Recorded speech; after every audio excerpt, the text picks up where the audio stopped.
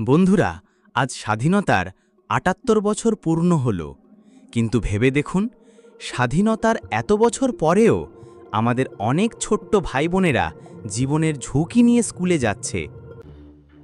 এই ছবিটা দেখুন, বুক সমান জলে দাঁড়িয়ে হাতে হাত ধরে বাচ্চারা পার হচ্ছে খরস্রোতা লেতি নদী।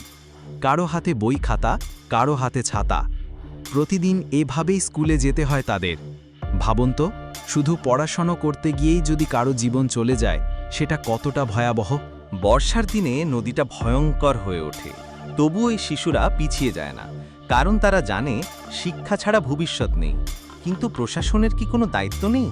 একটা সেতু কি তৈরি করা যায় না? অন্যদিকে দেখুন, রাজ্যে ভোটার সংখ্যা বাড়ছে, নতুন বুথ তৈরি হচ্ছে।